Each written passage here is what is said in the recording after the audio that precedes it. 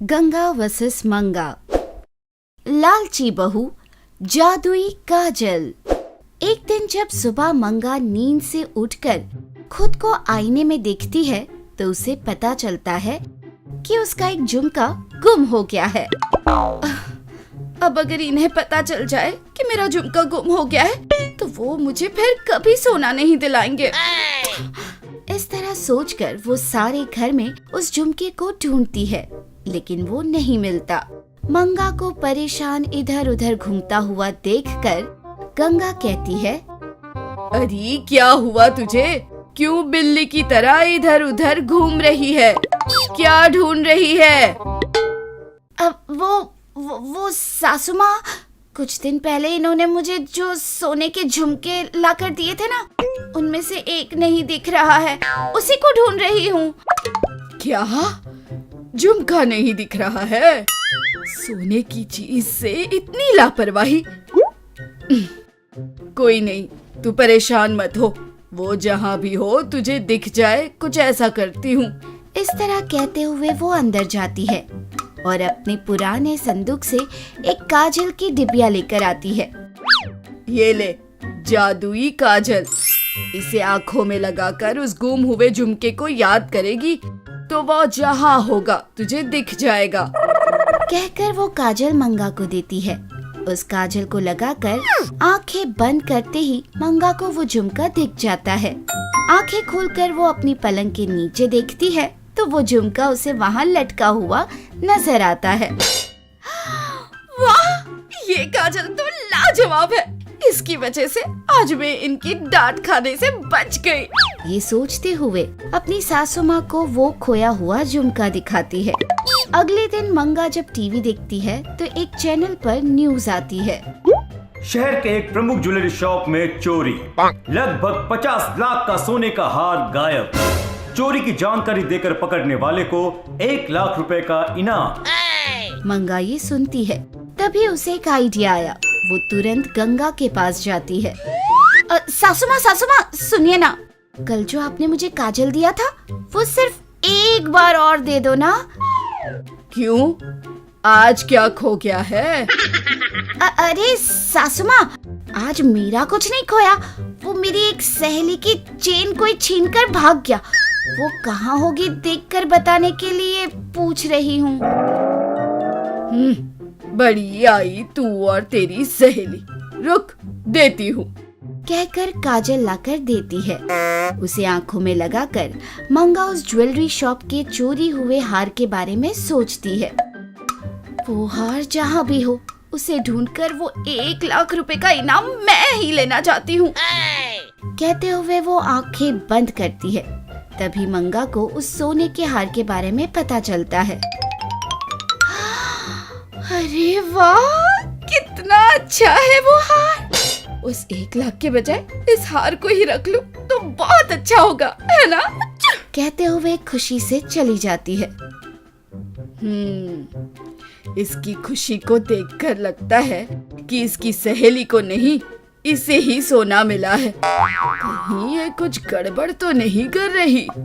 मंगा एक खाली घर में जहाँ एक अलमारी में उस हार को रखा गया है उसे लेने जाती है। तभी एक मास्क पहनी हुई औरत उसे लेने जाती है। तब मंगा ने उसे देख लिया। वो औरत मंगा को देखकर घबरा जाती है। ये मेरा है। नहीं, ये मुझे मिला, ये मेरा है। कहते हुए दोनों हाथापाई करते हैं। झट से ही वो औरत फोन निकालकर किसी को कॉल करती है और उस सोने के हार को मंगा पर फेंक कर चली जाती है। जब वहाँ आने वाला पुलिस ऑफिसर मंगा और उसके हाथ में पकड़ा हुआ नेकलेस देखता है तब उस हार को मंगा पर फेंकने वाली लड़की अंदर आती है। आइए सर आइए, मैंने ही आपको फोन किया था। देखिए, ये ही हमारे शॉप में चोरी करने आई थी और ये रहा नेकलेस इसके हाथों में। कहते हुए मंगा के हाथों में उस नेकलेस को बताती है। मंगा शॉक हो जाती है और उसको पूरा खेल समझ आ जाता है। तब वो पुलिस ऑफिसर से कहती है, मैंने चोरी नहीं की है सर, मेरा यकीन कीजिए।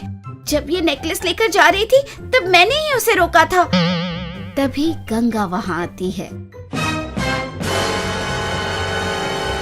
देखिए सर, ये उन्हीं के शॉप का नेकलेस है। सुबह इसके चोरी होने की कंप्लेंट भी की थी ना। इसका मतलब इसी ने इस नेकलेस को अपनी शॉप से चुरा कर यहाँ छुपाया है। मैं क्यों चोरी करूंगी? कहते हुए गुमराह करने लगती है। तब गंगा कहती है, अगर मेरी बहू ने चोरी की है तो उस सीसीटीवी में रिकॉर्ड होगा, देख लीजिए। ये सुनकर जब पुलिस सीसीटीवी देखते हैं तो उन्हें पता चलता है कि उसी लड़की ने सुबह नेकलेस चुरा कर वहाँ रख दिया था और फिर गलत इल्जाम लगा रही थी। देखिए सर, मैंने ही मेरी बहू को उस चोर को पकड़ने के लिए भेजा था। Very good. तो वो 1 लाख रुपए का इनाम आपका। बाप रे, सासू माँ, परेशानी मुझे और इनाम आपको। मुझे अच्छा सबक मिल गया। अगर आप वक्त पर नहीं आती तो मुझे जेल में चक्की पीसनी पड़ती। मुझे माफ कर दो सासू माँ, मैं फिर कभी ऐसा नहीं करूँगी। ऐसा कहते हुए खुद को थप्पड़ लगाती है।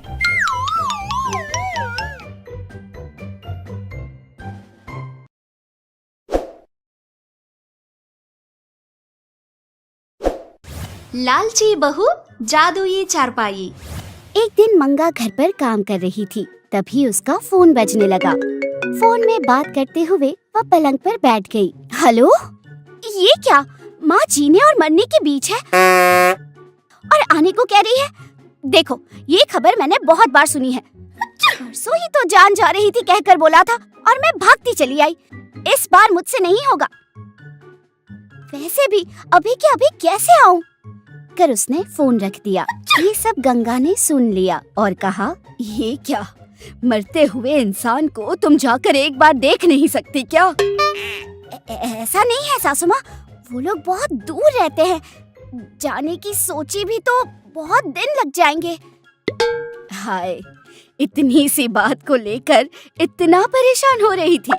1 मिनट रुक। कहकर वह अपने कमरे में जाती है और अपने पुराने बक्से से एक पलंग जैसा खिलौना लाती है। उस पर जादू जैसा करने से वो बड़े पलंग में बदल जाता है। मंगा चौंक कर सब कुछ देख रही थी। ये उड़ने वाला पलंग है। इस पर बैठकर हम हवा में उड़कर बिल्कुल हवाई जहाज की तरह जा सकते हैं। बहुत अच्छा है, पर यहाँ आपके होने पर मैं वहाँ जा सकती हूँ, पर वहाँ से यहाँ कैसे आऊँ? भोली सूरत बनाकर मंगा ने पूछा। ये पलंग कहीं भी हो, तुम्हें शाम तक वापस लाएगा। जाओ, अच्छे से जाकर अपनी माँ को देखकर वापस आओ और रास्ते में अगर कोई तुम्हारे रिश्तेदार हो तो उन्हें भी तुम्हारे साथ लेकर जाना। इस पर चाहे इतने लोग बैठ सकते हैं। कहकर वो पलंग हवा में उड़ने लगता है। शाम तक मंगा उस जादुई पलंग की मदद से घर वापस लौटती है। मंगा को देखकर गंगा पूछती है, अब तुम्हारी माँ कैसी है? अब अच्छी है सासू माँ, लेकिन वो मुझे हर दिन आने को कह रही है। कैसे होगा बताओ? क्या आप ये जादुई पलंग मुझे देंगी? देने पर भी वो हमेशा के लिए मेरा थोड़ी होगा। हाँ हाँ ठीक है, तुम्हें अब इस पलंग की बहुत जरूरत है। जितने दिन चाहो उतने दिन तुम इसे अपने पास रख सकती हो और अपनी माँ को जाकर देख सकती हो। अगर इससे तुम्हारी माँ ठीक हो जाए तो इससे बढ़कर क्या होगा? कहकर गंगा घर में जाती है और मंगा खूब हंसने लगती है। मेरी सासू माँ बिल्कुल पागल है, मैं जो बोलूं वो मान लेती है।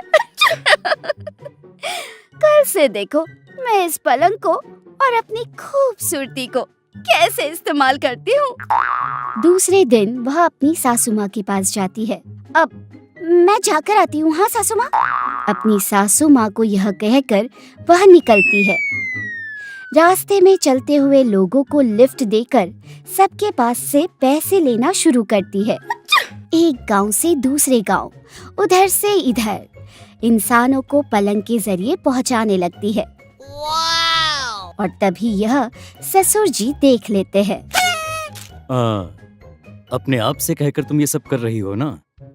अगर तुम्हारी सासू माँ को ये सब पता चलेगा तो क्या होगा? तुम्हें अंदाजा भी है इसका? यह सुनकर मंगा चौंक जाती है। अब कैसे पता चलेगा? क्या आप उनको इस सब के बारे में बताओगे? ससुर जी, आपने कभी ताजमहल देखा है? ताजमहल? वो तो डिब्बे पर ही दिखा है, लेकिन तुम्हारी सासू माँ जाने देगी क्या? अगर वैसा है तो मैं एक टूर का सोच रही थी। अगर आप कुछ लोगों को इकट्ठा करो तो हम अच्छे से आगरा जाकर ताजमहल देखकर वापस आ सकते हैं। अगर चाहिए तो आप उसमें से आधी कमाई रख सकते हो। क्या तुम ताजमहल देखने जा रही हो? तो मैं भी तुम्हारे साथ आऊंगा। कहकर वह पलंग पर चढ़ जाते हैं। रास्ते से जा रहे लोगों को हम तुम्हें ताजमहल दिखाएंगे जब कहते हैं तो वो लोग भी खुशी खुशी हाँ कहने लगते हैं और पलंग के हवा में उड़ते ही ससुर जी टिकट टिकट कहकर सबके पास से पैसे वसूल करने लगते हैं। ऐसे ही आगरा तक पहुँचते दोपहर हो जाती है। सब ताजमहल को देखकर उसका आनंद ले रहे थे, लेकिन ससुर जी और मंगा पैसे गिन रहे थे। उसी समय इतनी दूर आकर कुतुब मीनार को देखे बगैर कैसे जा सकते हैं? हम उसे देखकर ही जाएंगे। नहीं, ये सब नहीं होगा। हमें शाम तक घर पहुंचना है। कुतुब मीनार और ये सब नहीं चलेगा। कहने पर बीच में मंगा ने कहा, लेकर जाऊंगी, लेकिन तुमने अभी जो पैसे दिए हैं तुम्हें उसके दुगने देने होंगे, तभी तुम्हें लेकर जाऊंगी। कहकर एक शर्त रखती है। ये क्या? तुमने अब ये क्यों कहा? तुम्हें पता है ना कि ये पलंग शाम तक वापस अपने घर पहुंच जाएगा। अरे ससुर जी, उतने पैसे आ रहे हैं तो आप फिक्र क्यों कर रहे हैं?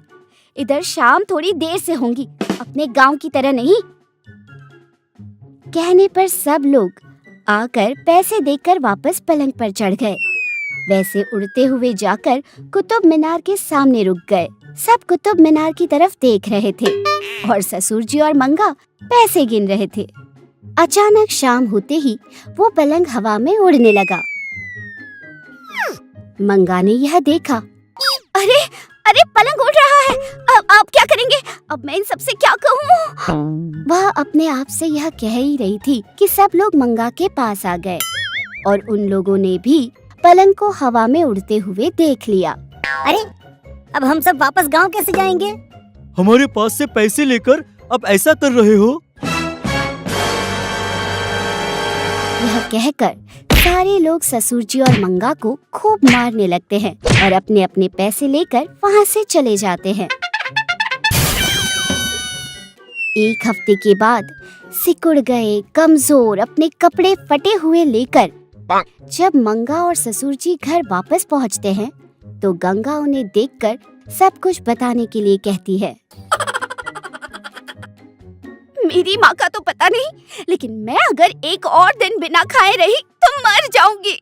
आपके पैर पड़ती हो, मुझे कुछ तो दे दो, कुछ पीने के लिए भी दोगे तो भी चलेगा। मंगा ये कह ही रही थी कि तभी पीछे से ससुर जी भी पूछते हैं। मेरा सर बहुत दुख रहा है, गरम गरम कुछ खिला दे।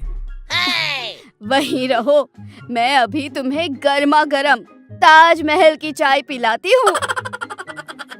ताजमहल? जिंदगी में कभी उसका नाम मत लेना।